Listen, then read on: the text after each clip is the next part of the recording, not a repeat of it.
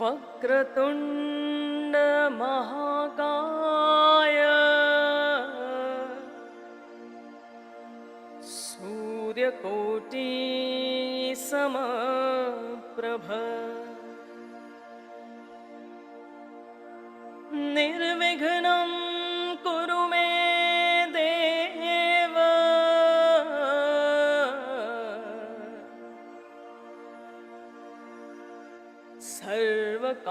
सर्वकार्येषु सर्वदा। गुरुर्ब्रह्मा गुरुर्विष्णु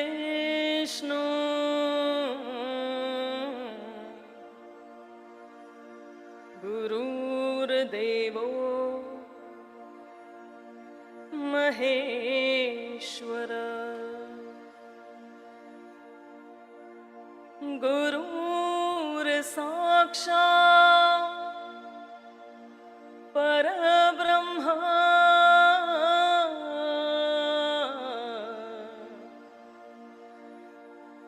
तस्मै श्री गुरवे नमः। त्वमेव माता च पिता त्वमेव त्वमेव बन्धुश्च सखा त्वमेव त्वमेव विद्या द्रविणं त्वमेव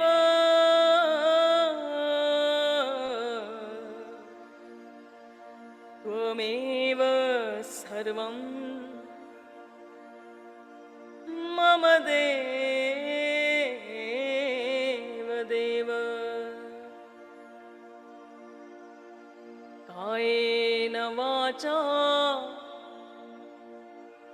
मनसेन्द्रियैर्वा बुद्ध्यात्मना वा प्रकृते स्वभावात् करोमि यद्यत् सकलं परस्मै नारायणाय समर्पयामि। गुरुवराये समर्पयामि। नारायणाय समर्पयामि।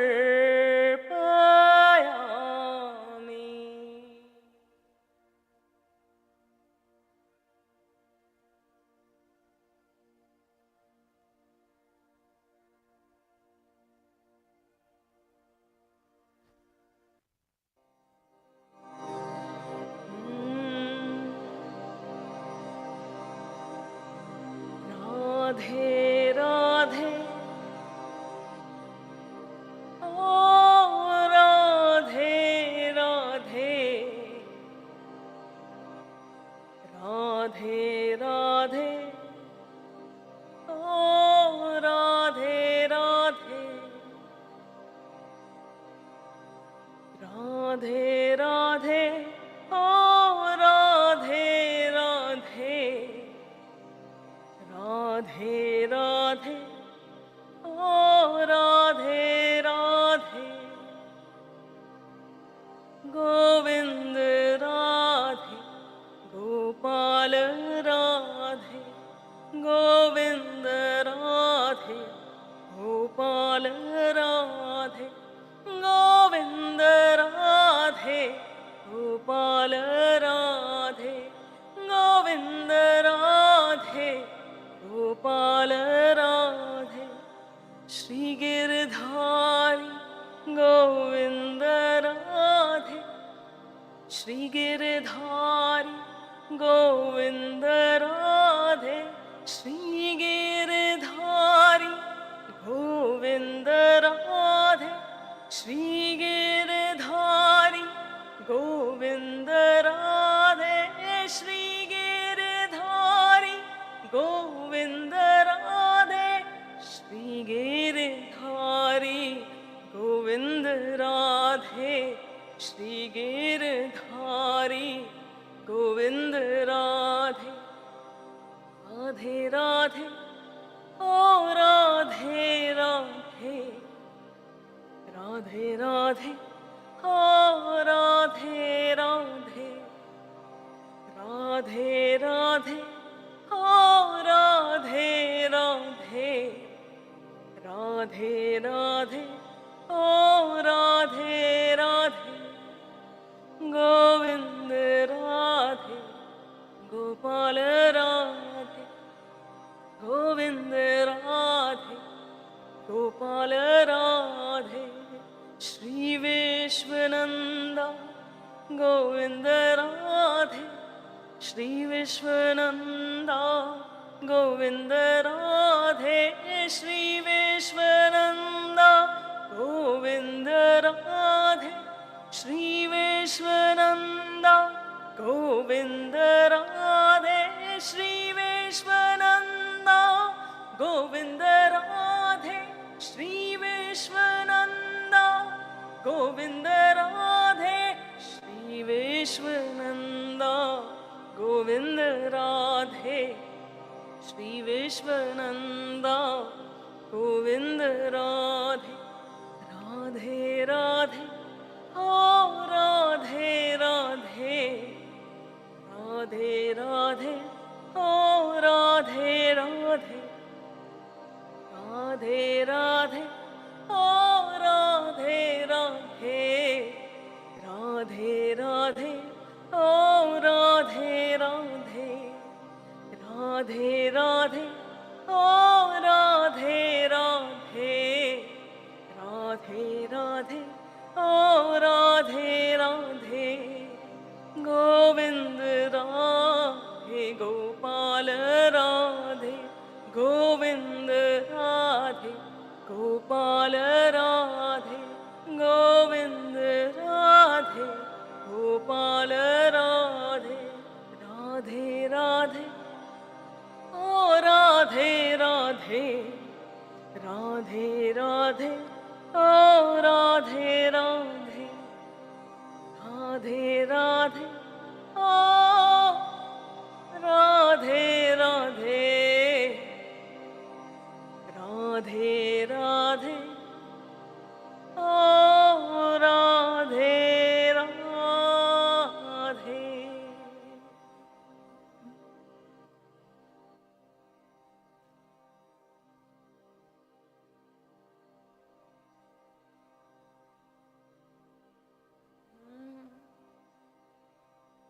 सच्चार चर पर पूर्णा शिवोऽहं शिवोऽहं सच्चार चर पर पूर्णा शिवोऽहं शिवोऽहं नित्यानन्द स्वरूपा शिवोऽहं शिवोऽहं नित्यानन्द स्वरूपा शिवोऽहं शिवोऽहम् आनन्दोऽहम् आनन्दोऽहम् आनन्दोऽहम् आनन्दोऽहम्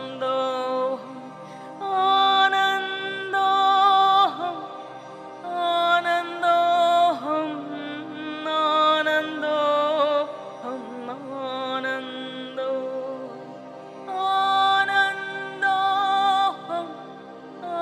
आनन्दोऽहम्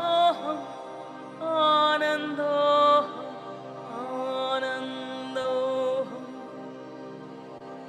चार चर परपूर्णा Shivoham, Shivoham, Sachara Chara Parapurna, Shivoham, Shivoham, Shivoham, Shivoham, Shivoham, Shivoham.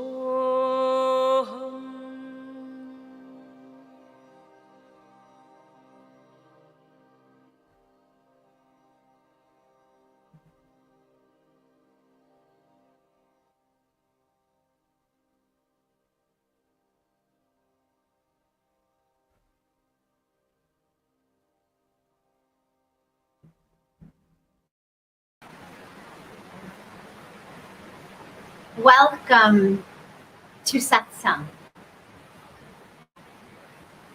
As you can probably tell, I'm not in Rishikesh right now. I'm in California, but it's so beautiful to be able to utilize this amazing gift of technology that even when suddenly I had to come out to America for a little while, still we're able to be together in Satsang. Still we are able to spend this time together, diving in to beautiful truth. And I'm so touched, so glad that our amazing Seva team has been able to connect me into you all, even from California. So let us together dive into Satsang. This is a time of the questions of your heart and the questions of your mind that are keeping you from living in the fullest truth of who you are. We all know that the core of who we are is truth, is love, is divinity, is consciousness. And yet, the mind, the ego, the illusions, the distractions, the patterns keep us from experiencing that. And so together in Satsang, in this beautiful time, we sink deeply together through your questions as vehicles that take us into the truth of all of us. So we'll take the first question, and again, it's a brand new technology that we're using, so we are very excited about it, and we think that you will be too, so that you can actually come onto the screen and ask your questions.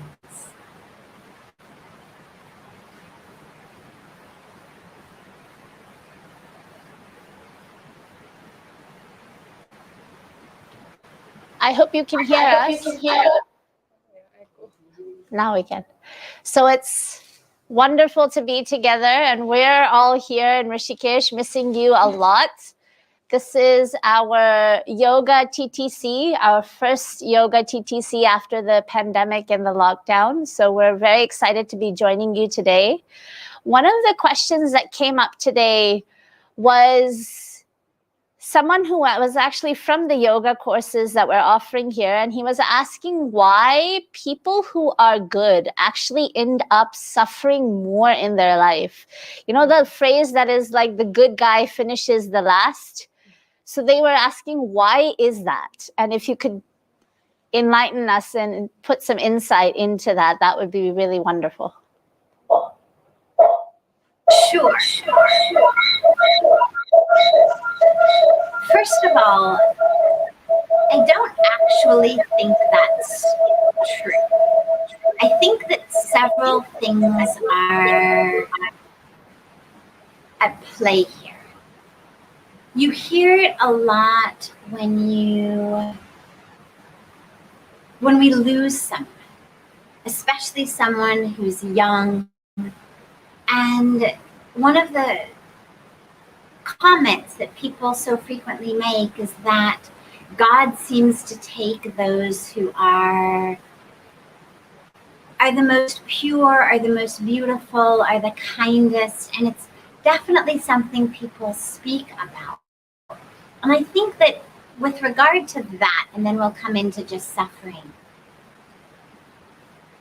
whenever we lose someone, we tend to remember the best parts of them.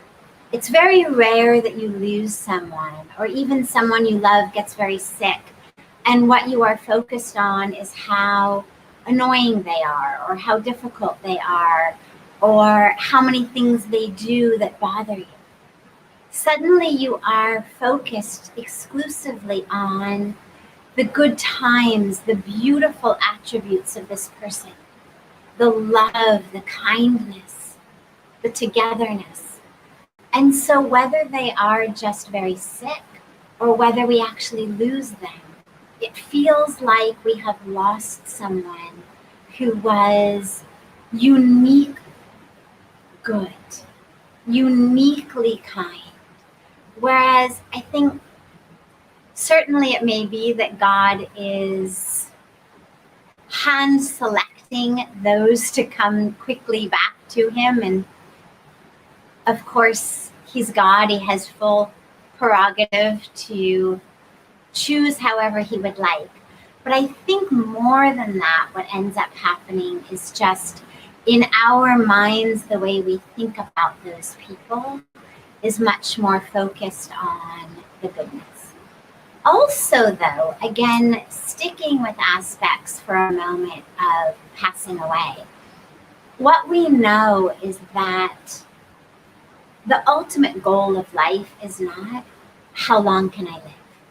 The ultimate goal of life is how can I use every minute and every moment to fulfill my dharma, to get closer and closer to the divine, closer and closer to the awareness, the embodied awareness of who I am. And we keep taking more births until we're there. And one of the things that absolutely does happen is that you have souls, you have beings who, at the end of their last birth, maybe were so close to not having to take a new incarnation.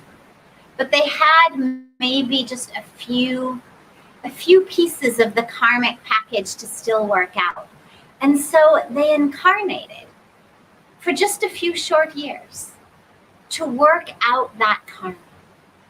And so in those cases, yes, absolutely, these beings are going to be uniquely pure, uniquely good, uniquely divine, uniquely close to that full awareness of who they are and what the world is. And very frequently we do lose them early because their karmic package was finished.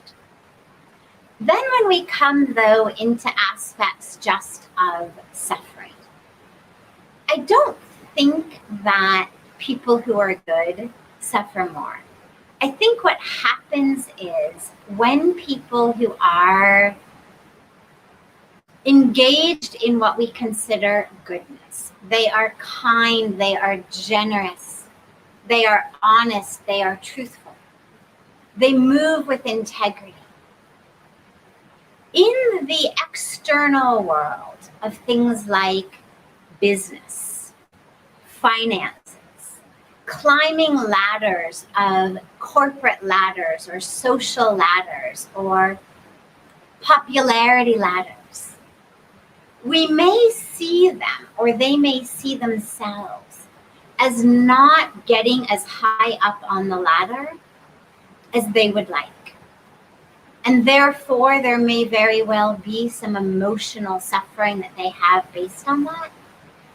And one of the reasons for that is that they are not prepared to lie, to cheat, to pretend, to put on drama, in order to climb up the ladder. We know that in a lot of cases, in business, in politics, in finance, even in a social world that is rooted, in some cases, in many cases, much more on how expensive your clothes are, or how expensive your jewelry is, or how nice your car is, than on the purity of your heart. You may not be the most popular person in the party. The most popular person may very well be someone who has the newest clothes or the shiniest car. But what I can tell you is two pieces. Number one, living in your truth, living as who you know you are, which is love and is divinity and is truth, is the greatest reward. And what goes along with that is that those who seem to be succeeding the most, getting the most, and we look at them and we say, how is it that someone who's such a liar, such a cheater, such a betrayer is doing so well? Well, they may be doing well temporarily in business, but what I can promise you is they are suffering inside, but we just don't know that. Because unless you are someone they're opening their hearts to, you're not going to know that. I remember one of the first things that struck me so deeply when I had the beautiful blessing of traveling in Seva with Puja Swamiji was we would arrive in some city. And of course, the most popular, most renowned members of the community were the ones who would, be there to do the welcome at the airport. And then we would go to their house. And there would be so many people of the community there. And everybody must have been thinking, oh, I wish I could be so rich or so successful or so popular.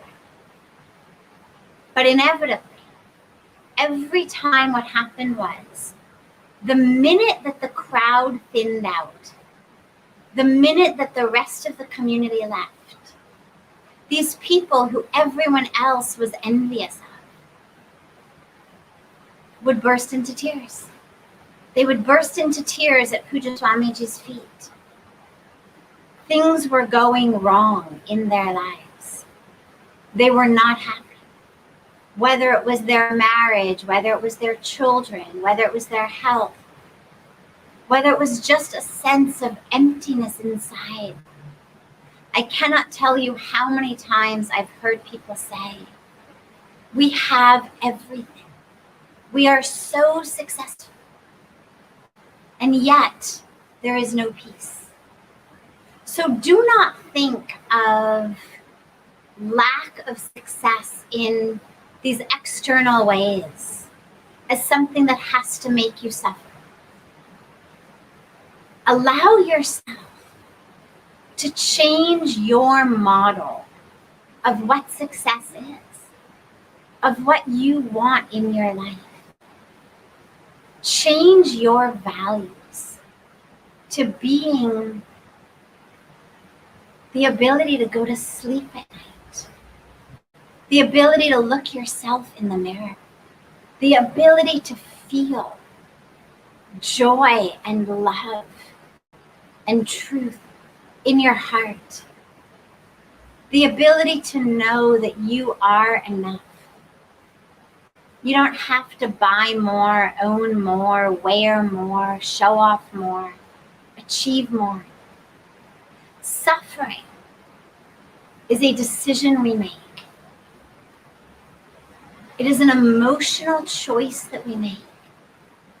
Ask yourself whether you really want to be suffering just because the world isn't necessarily recognizing your goodness or rewarding your goodness. or doing what you would like in exchange for your goodness. Let that goodness of you, that awareness that you are living in the truth of you, which is good, bring you the end of suffering.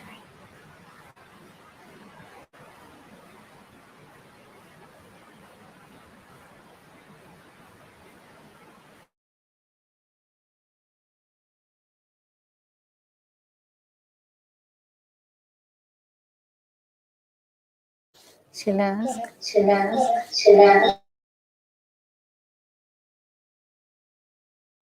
I'm Sunaina from Delhi. I'm here to do the TTC, Teachers Training course. My question is, when moksha is the ultimate aim, and we come from the heavenly realm, why do we come here at all? When we are coming from the same place and we strive to go to the same place, why are we here? You may say it's because of the karmas. But what about the very first birth, when there's no karma? Why do we take that birth? Please. Beautiful. It's a very deep and also a very fundamental question. If we are headed back to oneness, and if oneness is the truth of who we are, even when we are living in this body form, why bother? What's the point? And what I can tell you is that there's a lot of philosophy around this. On a personal level, though, because for me, the truth is that which not just I hear or read, but that which I actually can experience, that which resonates in my heart, that which feels in my heart as yes, yes, I feel it, yes, that is true, yes, that is real. And for me, the only answer that I have heard that feels yes in my heart is that God, the supreme reality, by any name, any form, that which we are. You can say we are all of God, we are part of God, either way. But that which is the truth of who we are, that which created us in that first birth, as you say, created us so that the infinite being, the infinite experience, could have the experience of two becoming one. So think about being in love. I don't know if you're married, but if not, it doesn't matter. But think about being in love. And when we are in love, this is much more true in romantic relationships than in parent-to-child relationships. But look at what we do. When we have this deep, loving relationship, many of us, kind of out of the blue for not much reason, we create fights, right? Suddenly, we just kind of stir up a little bit of drama. And at the end of these fights, or even in the middle of the fight, if someone actually stopped you and said, "What are you people screaming about?" it's very likely you wouldn't even necessarily be able to tell them. You could say, "Well, he doesn't listen to me," or "She doesn't listen to me." But if the person asked you to go back about actually what the fight was about this time, likely you wouldn't be able to remember. But we do this. And if you're really honest and really introspective, you find that you do this because things were getting boring. Simply being in a very nicely functional relationship of love, for a lot of people, in a lot of ways, starts to feel boring. And so we stir up a little fight. Because what happens with the fight is, after the fight explodes, what do? We make up. And making up feels really good. And in a lot of cases, when we make up after a fight, we come back together in a way that feels closer, deeper than we were prior to the fight. And if you can think about that, it will give you some idea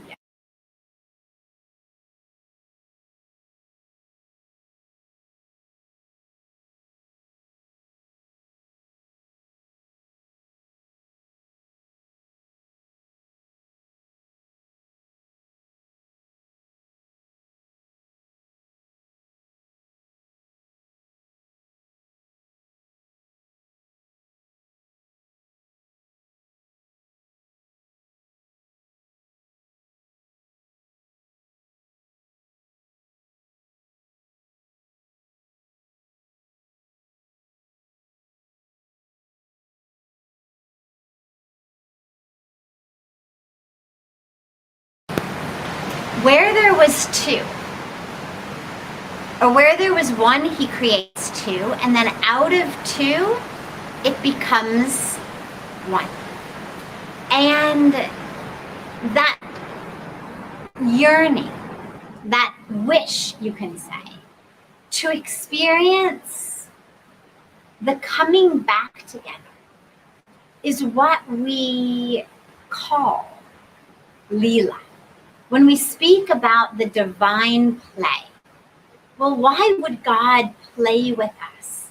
Why would God create a drama that required these karmic packages for us to have birth and rebirth? So that he too, this infinite, boundless, supreme reality, never divided, never separate, in that oneness, in that infinite nature, could actually also experience two becoming one.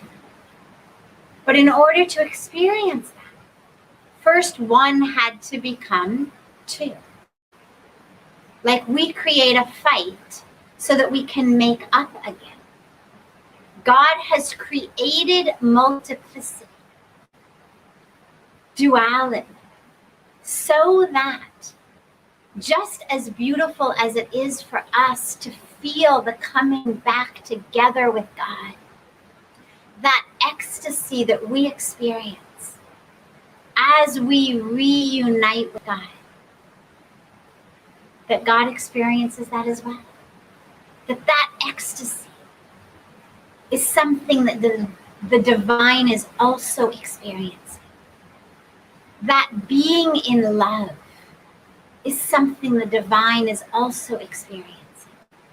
And so for that, God created us in multiples, but buried within us the truth of the way back, and buried within us the yearning to find the way back. Because of course, God would only experience two becoming one if we wanted to become one, if we committed ourselves to becoming one. And so he planted within us that knowledge of who we really are, and that yearning to come back and to come back.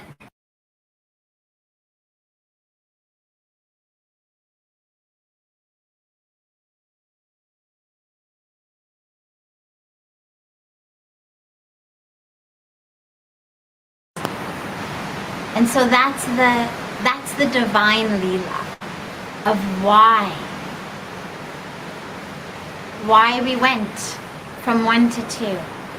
And now we are moving back from 2 to 1. But of course, even within that, we speak about it like a movement, but it's more of just an unfolding, a peeling back of the layers. Because within us is not just the knowledge of who we are, but is that oneness. So there's the oneness, and there's the knowledge of the oneness. The oneness, the awareness.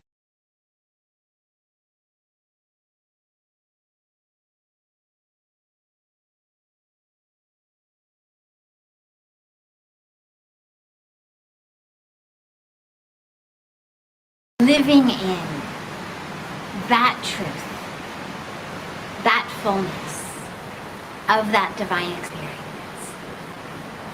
And so that ultimately, we don't need to keep being in multiplicity.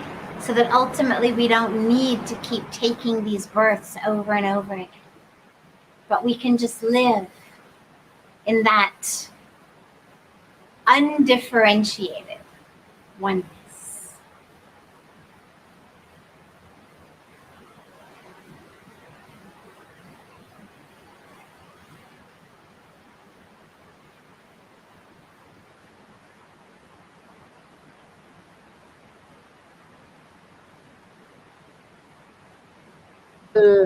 Love story. So this is going to make my quest for moksha now more interesting. Thank you so much.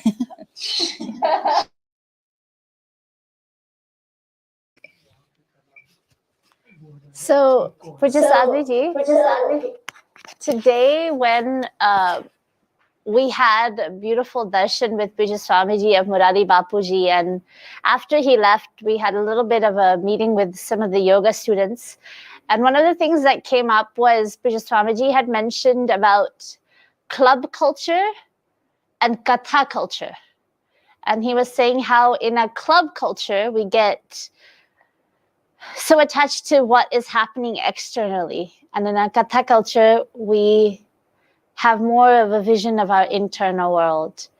And it was really beautiful, but I wanted to ask you, you know, some of us have this inclination to go towards club culture. So how do we get ourselves aligned and in track and in synchronicity with a Katha culture? And what does India and yoga and these techniques have to do in allowing us to be on that path? Yes, club culture and Katha culture. Well, as you say, many people are inclined toward the club culture. Because basically the way that our minds work is we are drawn toward that which we think will bring us happiness. That is our North Star, you can say, to which the internal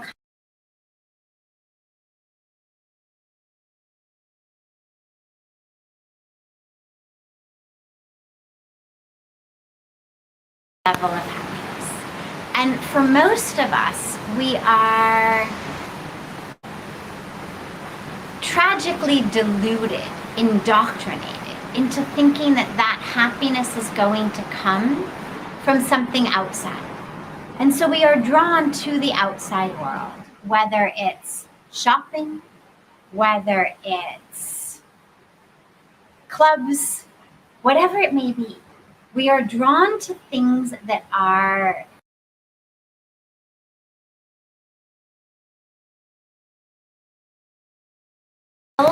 feel happy. We see lots of commercials, we see lots of advertisements, we see lots of social networks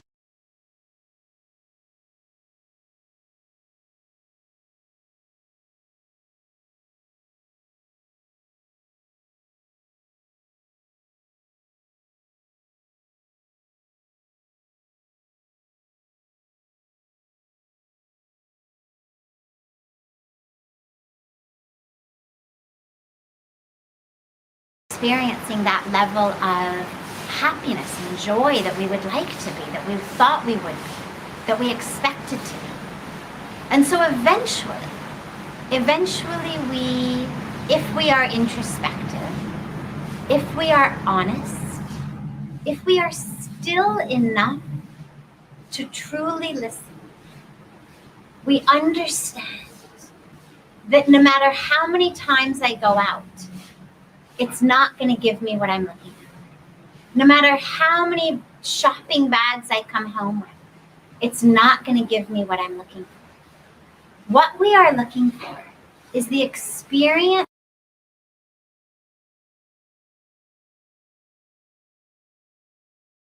of the self is that which brings us happiness, because that's the truth of who we are.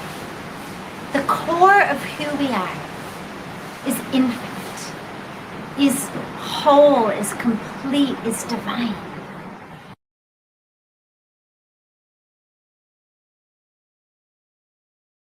Experience practices. As we engage in practices, meditation, prayer, yoga, satsang, seva,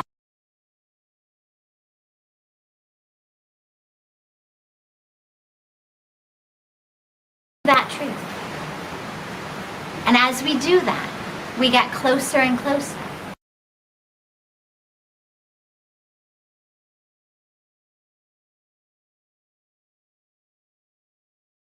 We're going to just keep going out because the light is very bright, the noise is very loud, there's a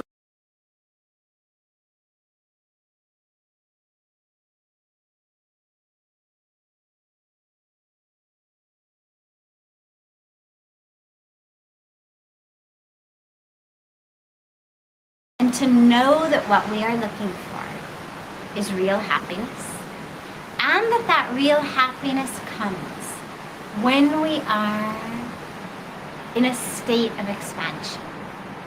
We feel that state of expansion when we meditate, when we serve,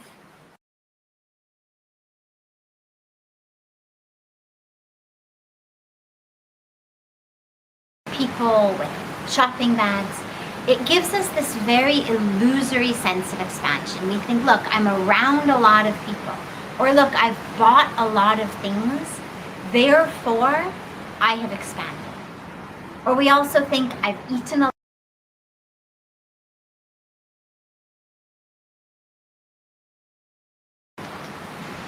but it never works. That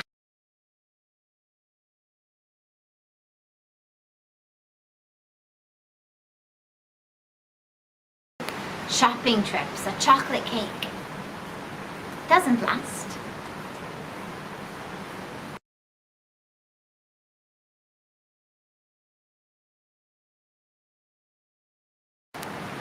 Deeply honest with yourself.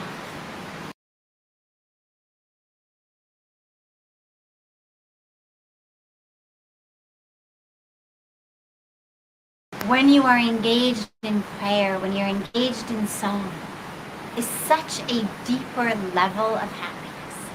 And this just requires you to be honest with yourself.